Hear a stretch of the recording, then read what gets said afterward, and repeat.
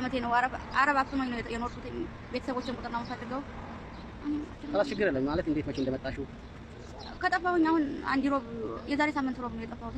ከሀገር ከወጣሽ ታምሽ ነው? ከሀገር ከወጣሁ እንግዲህ 8 ዓመት እየሆነኝ ነው። 8 ዓመት ሁላ ለቤተሰቦች ጋር አላወራሽም? ምንም ቤተሰቦችን ማቆ ታሪክ የለኝም። ቁጥራቸውን አሁን እንኳን ማስታወስ ፈልጌ ነበር። ምን ነገር እህታችን ከሀገር አንድ ብዬ ከወጣሁኝ 8 ዓመት ሙሉ ሞልቶኛል እና አረብ አፍኖኝ ነው የኖርኩት።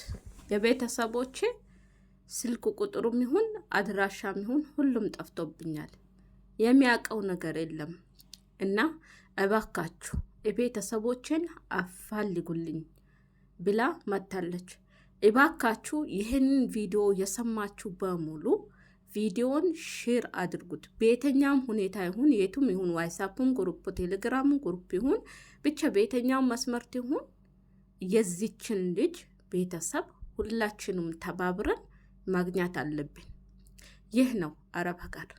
ብዙዎቻችን አልሐምዱሊላህ የተመቻቸ ስራ እንሰራለን። ብዙዎቻችን ግን ተጮክነን እንኖራለን። እቺ ልጅ አስቡት 7 ዓመት ደሞዟ ወይስ ቤተሰቦቿ ሁሉ ነገሯ እድሜዋ ምኗን ነው የጨረሱባት እና የዚችን ልጅ ጉዳይ ኤጀንሲ እንዲይዘው ሁላችንም እናሳስባለን። ግዴታ ነው። የለፈችበት ድረስ ቤተሰቦቿን ብቻ ሳይሆን የለፈችበትን ድረስ ገንዘብ ሁላችንም ተባብረን እንድታገኝ ማድረግ አለብን። ግዴታችን ነው። እንደ አንድ ሰው ግዴታችን ነው እና አረቦች የደበደቧት እያሰቃዩት ነው የኖረችው። እያሰቃዩት ማለት ነው። እንደምንም ብላ ነው አምልጣ የጠፈችው።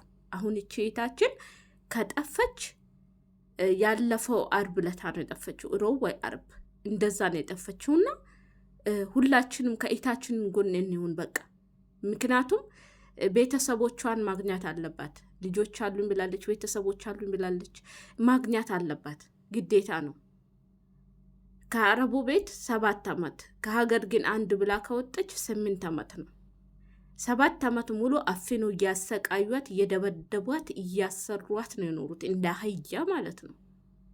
እና ይህንን ጉዳይ ኤጀንሲ ወይም ኤምባሲ ይዞት ገንዘቧን ማግኘት አለባት። እቺ ልጅ ቤተሰቦቿን ማግኘት አለባት። ብዙዎቻችን አረብ ሀገር ነው ያለ ነው። አረብ ሀገር አለን ልጆች የአረብን ቤት ሲቃይ፣ የአረብን ቤት ውድቀት፣ የአረብን ቤት ግፋ ሁላችንም ጠንቅቀን እናውቀዋለን። ሁላችንም ምናልባት አንዳንዶቻችን እንደ ራሳችን ቤት ተመቻችቶልን እንደ ራሳችን ቤት እየሰራን እየኖረን እንችላለን። ግን አብዛኛ ልጆች የሚበሉት የላቸውም። እንቅልፋቸው በሰዓቱ አይተኙም። እንቅልፍ በማጠር ብዛት ጭንቅላታቸው ራስ ምታት ራሳቸውን አዙሯቸው እየጣላቸው ብዙ እህቶቻችን አሉ። እኛ የማናቃቸው ስለ እነሱ ያላወራን ብዙ እህቶቻችን አሉ። ስለዚህ ሁላችንም ባስቸኳይ ለነዚች እህታችን በቃ ድምፅ ሆነን የቻልነውን ነገር በማድረግ ቤተሰቦቿንም እንድታገኝ ገንዘቧንም እንድታገኝ የቻልነውን ነገር በሙሉ ማድረግ አለብን። ይህ ግዴታችን ነው፣ የሁላችንም ማለት ነው። የሁላችንም ግዴታ ነው። የኔም ያንቴም ያንቺም ግዴታ ነው እና አረብ ሀገር ከመጣችሁ እስከ 3 ወር ከሰራችሁ ደሞዛችሁን ካልሰጧችሁ አልሰራም አልፈልግም ብላችሁ ቁጭ በሉ። ወይም ቢሮ ደውሉ፣ ወይም ፖሊስ ጋር ደውላችሁ ንገሩ በየሀገራችሁ። አረቦች ሲጀመር በእናንተ ላይ የሚጫወቱት የእናንተን ልክ ሲያውቁ ብቻ ነው እንጂ በእናንተ ላይ ምንም አይነት ነገር ማድረግ አይችሉም። እውነቴን እናንተ ጠንቀር ካላችሁ ወይ ያሰራሉ ወይም ደግሞ የፈለግሽበትን እንድትሄጂ ይለቁሻል።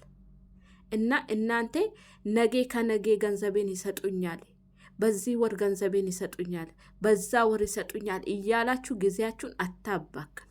የሚሰጧችሁ ከሆነ እውነቴን ነው የሚሰጥ አረብ ከሆነ 1 ወር እንኳን አያሳልፉም። 1 ወር ወሩ እንኳን ሳትሞላ ነው የሚሰጠው አብዛኛ አረቦች። አንዳንድ አረቦች ግን ወሩን አሳልፈው በቀን 5 በቀን 6 በቀን 10 እስከዛ የሚያቆዩት አሉ።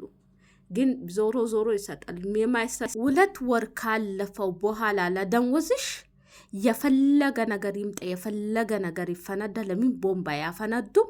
በፍጹም የተፈሰሰ ውሃ እንኳን አንስተሽ እንዳሰጭ በፍጹም ማለት ነው። ምክንያቱም አንቺ ነገ ከነጎዳ እስካልሽ ድረስ ደሞዝሽም ሰዓትሽም ጊዜሽም እንደዛው እኛ እኮ አረብ ሀገሪን የመጣ ነው ሰርተን ራሳችንን ለመለወጥ እንጂ ለማንም ሰው እድሜያችን፣ ሰዓታችን፣ ጊዜያችን ለማባከን አይደለም የመጣ ነው።